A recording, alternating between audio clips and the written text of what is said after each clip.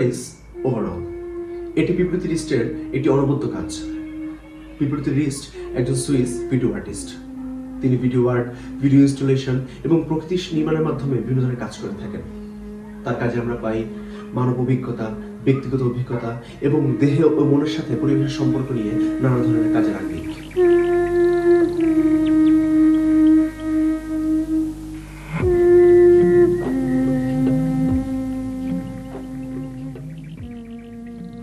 এই ভিডিও আর্টটিতে নারীর উপর আরোপিত সমাজের বিভিন্ন নিষেধাজ্ঞার প্রতি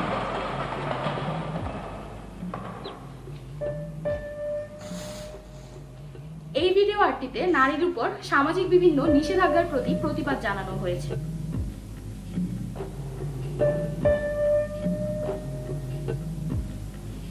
এখানে প্রোটাগনিস্ট নিজেকে মুক্তভাবে প্রকাশ করেছে, যদিও তা ধ্বংসাত্মক কার্যের মাধ্যমে, কিন্তু এটিও সমাজের প্রতি একটি প্রতিবাদ।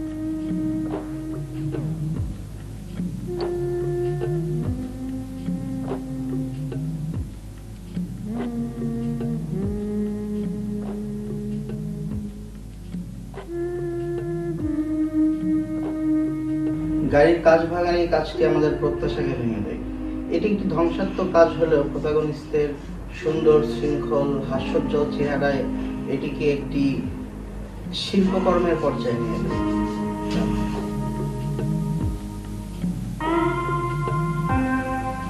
গাড়ি সাধারণত সম্পদ, সামাজিক অবস্থান এবং নিয়ন্ত্রণের প্রতীক হিসেবে ধরা হয়। এই প্রতীককে ভেঙে ফেলার মাধ্যমে সমাজের ভোগবাদের বিরুদ্ধে একটি কঠিন বার্তা পাঠানো হচ্ছে।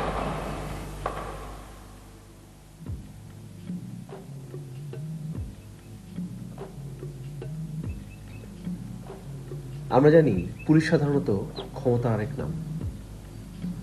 এই দৃশ্যে আমরা দেখতে পারি নারী পুলিশ সদস্যটি আমাদের প্রোটাগনিস্টকে অভিবাদন জানাচ্ছে, যেন চূড়ান্ত স্বাধীনতার কাছে ক্ষমতাও হার মানে।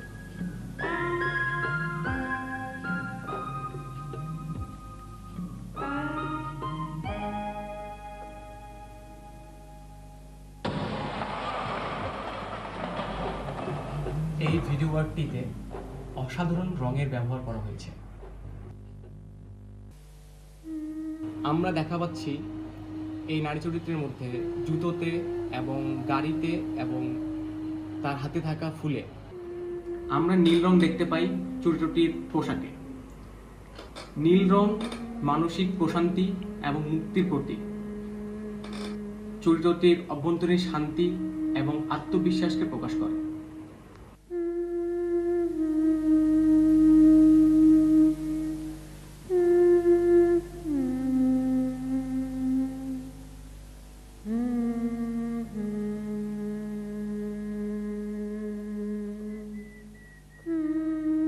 এই ভিডিও আর্টটিতে সঙ্গীতের চমৎকার ব্যবহার করা হয়েছে।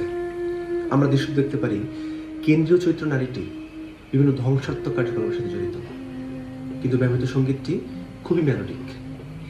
এইখানে দৃশ্য এবং সঙ্গীতের একটি বৈপরীত্য লক্ষ্য করা যায়, যা দর্শকের মনে একটি দাম্ভিকতার অনুভূতি জাগ্রত করতে পারে।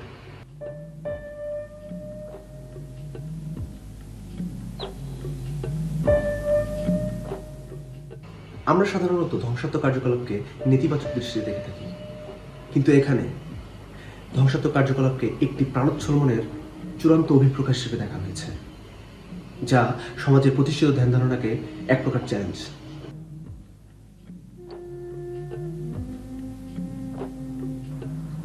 এই ভিডিও আর্টটিতে আছে নারী স্বাধীনতার এক চূড়ান্ত প্রকাশ।